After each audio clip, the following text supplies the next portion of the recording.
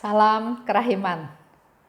Hari ini kita ketemu lagi tanggal 15 Agustus. Kita akan baca dari 767. Kita mulai ya. Dalam nama Bapa dan Putra dan Roh Kudus. Amin. Tariklah saya ya Tuhan, supaya saya ada di dalam Engkau. Cintai saya, supaya saya bisa mengasihi sesama. Amin. Dalam nama Bapa dan Putra dan Roh Kudus. Amin. Kita baca dulu dari 767. Persekutuanku dengan Tuhan kini murni bersifat rohani. Jiwaku disentuh oleh Allah dan sepenuhnya membenamkan diri di dalamnya, bahkan sampai ke titik sama sekali melupakan diri sendiri. Karena sungguh-sungguh diresapi oleh Allah, jiwa tenggelam di dalam keindahan Allah. Ia sama sekali lebur di dalamnya. Aku tidak mampu melukiskan kenyataan ini, sebab dalam menulis aku harus menggunakan indera. Padahal di sini, dalam kesatuan ini, indera sama sekali tidak aktif. Yang terjadi adalah peleburan Allah dan jiwa. Jiwa itu sedemikian larut dalam kehidupan Allah, sehingga bahasa manusia tidak dapat mengungkapkannya. Ketika jiwa kembali ke alam kehidupannya yang biasa, ia melihat bahwa kehidupan ini serba gelap dan kabur dan acak-acakan seperti mimpi. Seperti kain bedung bayi.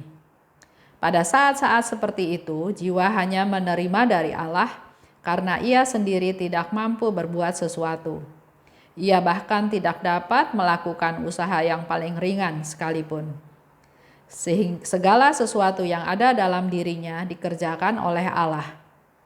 Tetapi ketika jiwa itu kembali ke keadaannya yang biasa, ia merasakan bahwa dirinya sama sekali tidak mampu melanjutkan kesatuan itu. Saat-saat persekutuan ini biasanya sangat singkat, tetapi pengaruhnya bertahan lama. Jiwa tidak akan tahan tinggal lama-lama dalam keadaan itu. Kalau itu terjadi, mau tidak mau ikatannya dengan raga akan terputus selama-lamanya. Meskipun demikian, semuanya ditopang oleh suatu mukjizat dari Allah. Allah mengizinkan jiwa itu mengenal secara jelas betapa besar cintanya kepada jiwa. Seolah-olah jiwa itu adalah satu-satunya yang membuat ia begitu bersuka cita. Jiwa itu menyadari hal ini dengan amat jelas dan tanpa suatu selubung. Ia bersatu dengan Allah dengan segenap kekuatannya, tetapi ia merasa seperti seorang bayi. Ia tahu bahwa semua ini ada di luar kekuasaannya. Oleh karena itu, Allah turun kepada jiwa dan menyatukan jiwa itu dengan dirinya dengan cara, di sini aku terpaksa diam, karena aku tidak dapat melukiskan apa yang dialami oleh jiwa itu. Itu 767. Bicara tentang persekutuan dengan Allah. Ini juga salah satu sharingnya Suster Faustina, apa yang dia alami pada waktu terjadi persekutuan dengan Allah, pada waktu bersatu dengan Allah. Dikatakan di situ, persekutuanku dengan Tuhan kini murni bersifat rohani. Bisa dibandingkan juga dengan pengalaman kita semua ya, pengalaman Bapak Ibu. Persekutuan bersatunya dengan Tuhan itu pengalamannya pasti beda-beda. Tergantung banyak hal ya menurut saya ya. Kalau lihat yang kemarin, ada nggak kerinduan kita mau bersatu dengan Tuhan? Ada nggak usaha-usaha yang kita lakukan? Lanjut. Jiwaku disentuh oleh Allah dan sepenuhnya membenamkan diri di dalamnya, sampai ke titik melupakan diri sendiri. Saya juga belum pernah mengalami hal seperti itu ya. Tapi melalui pembahasan menggali rahmat ini, saya punya kerinduan untuk mencoba untuk mengalami persatuan dengan Allah seperti yang Suster Faustina ceritakan dalam buku diary ini ya. Dalam kesatuan ini, indera sama sekali tidak aktif. Yang terjadi adalah peleburan Allah dan jiwa. Jiwa itu sedemikian larut dalam Allah sehingga bahasa manusia tidak dapat mengungkapkannya. Ada ya beberapa orang juga yang ditanya, gimana rasanya mengalami Allah? Ada banyak juga yang nggak bisa bercerita ya, karena memang nggak bisa diceritakan dengan kata-kata. Mungkin sebagai perbandingan buat teman-teman di dalam persekutuan doa ya, yang didoakan dan berbahasa roh dan terus dia mengalami suatu resting, pengalaman dengan Tuhan, dan setelah sadar, setelah itu bisa ditanya lagi, mereka bilang mengalami sukacita yang luar biasa, yang nggak bisa digambarkan. Rasanya damai, rasanya sukacita, rasanya bahagia, rasanya Tuhan sayang, perasaan-perasaan itu yang dirasakan oleh mereka. Jadi susah diungkapkan kalau nggak dialami sendiri ya. Saya juga pernah mengalami 1-2 kali perasaan seperti itu. Rasanya plong, rasanya damai, rasanya sukacita. Ada pengalaman-pengalaman seperti itu.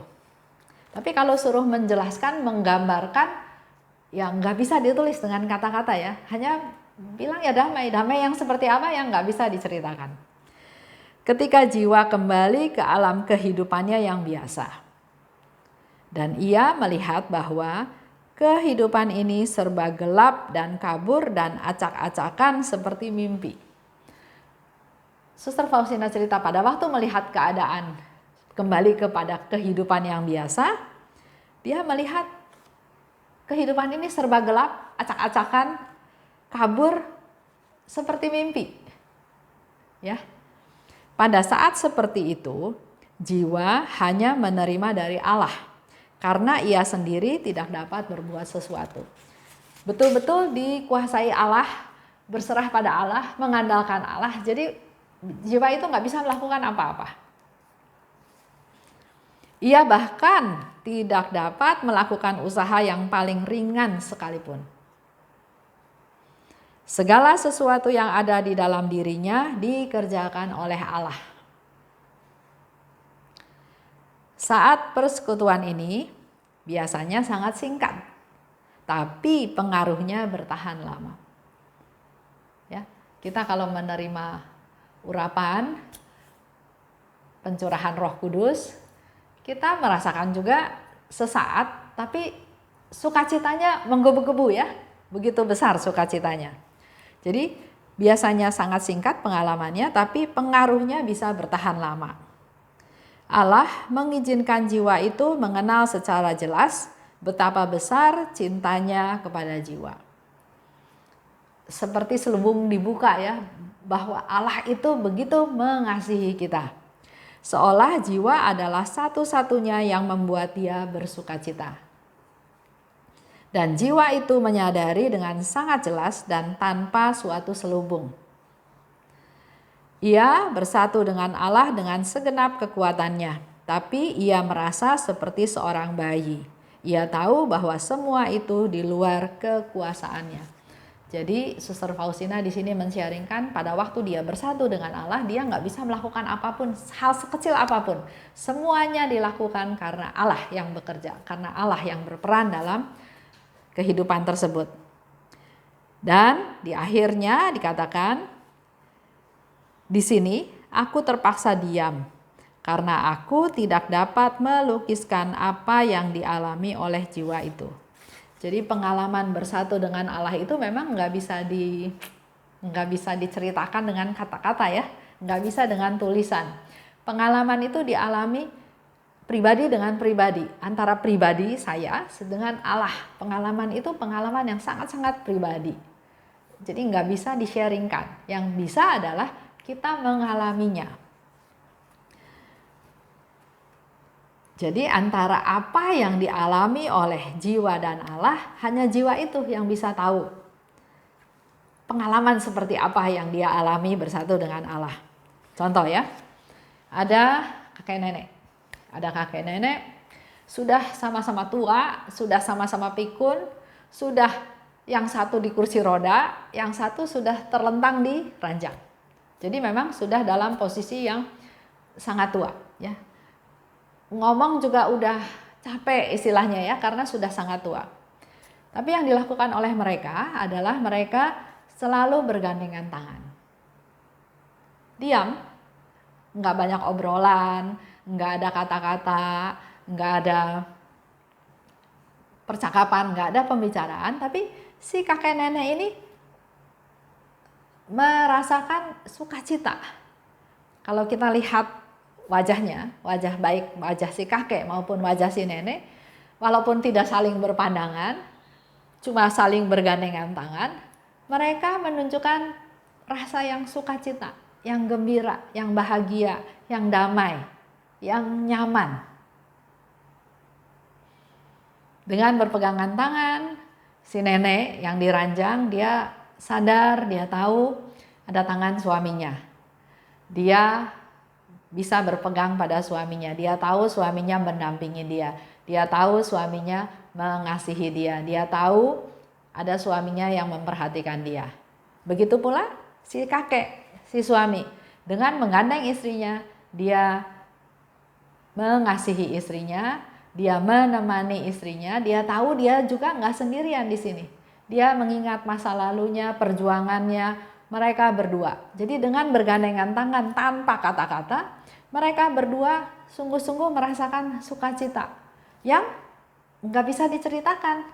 Kalau kita kan barangkali lama pegang, lama-lama nggak ngomong, nggak apa, bosen juga ya. Tapi pengalaman kakek nenek itu dengan perjalanan hidupnya, dengan relasinya, dengan perasaannya, dengan berpegangan tangan, itu sudah menunjukkan keseluruhan relasi mereka berdua. Begitu pula kita dengan Tuhan. Kita mengandalkan Tuhan, kita berdoa pada Tuhan, kita diam di hadapan Tuhan, kita hening di hadapan Tuhan.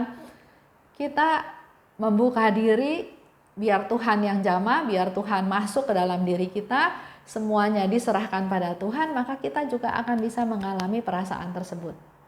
Tanpa kata-kata, kita diam, kita hening di dalam Tuhan, dan Tuhan yang akan memberikan aliran-aliran rahmat, sukacita, yang membuat kita menjadi bisa merasakan, ya saya disayang Tuhan. Tuhan memperhatikan saya. Tuhan ada untuk saya.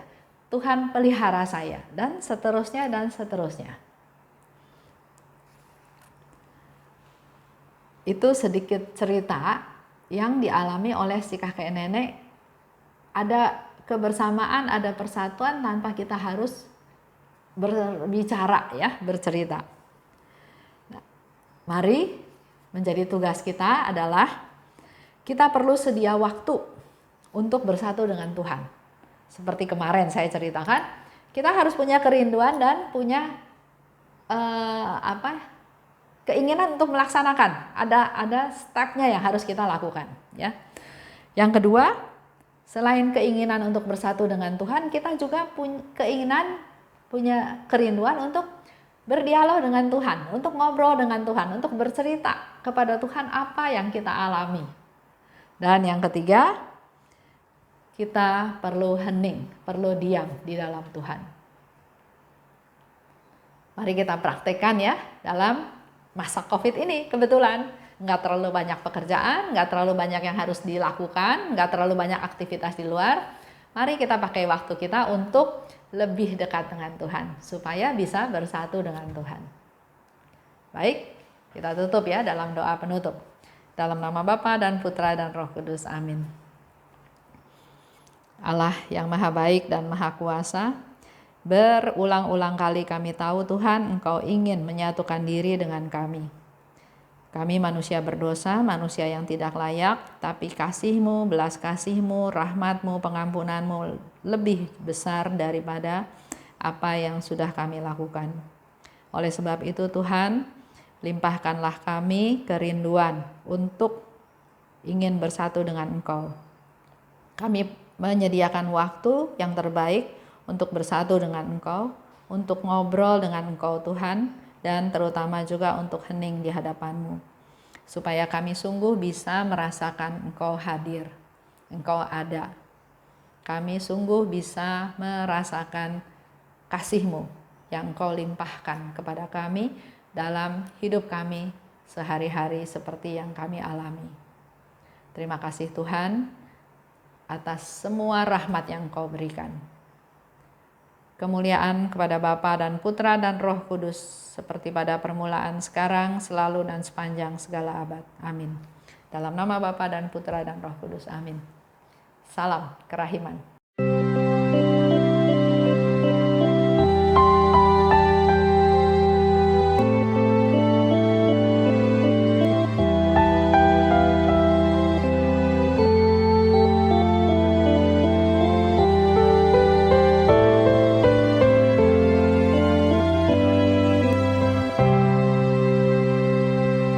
Syukur kepadamu ya Allah,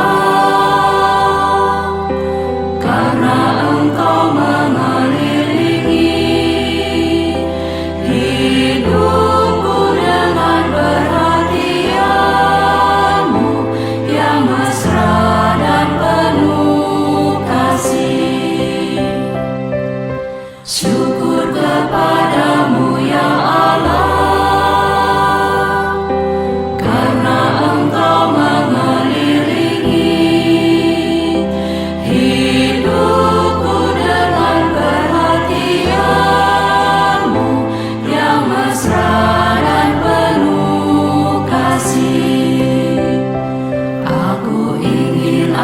seluruh hidupku selalu menjadi ucapan syukur.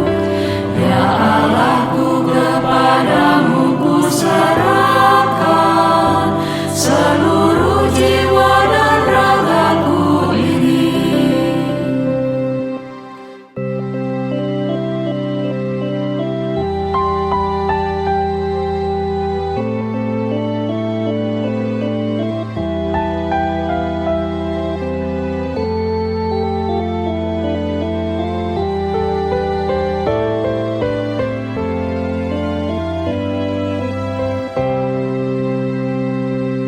Syukur kepadamu ya Allah, karena Engkau mengelilingi hidupku dengan perhatian-Mu yang mesra dan penuh kasih. Syukur kepadamu ya Allah,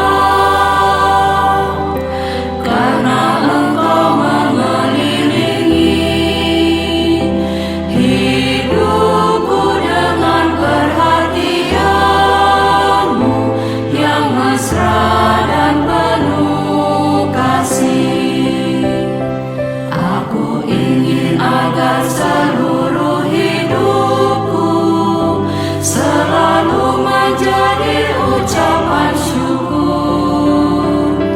Ya Allahku, kepadamu ku serahkan seluruh jiwa dan ragaku ini. Syukur kepadamu ya Allah, mengelilingi hidupku dengan perhatian-Mu yang mesra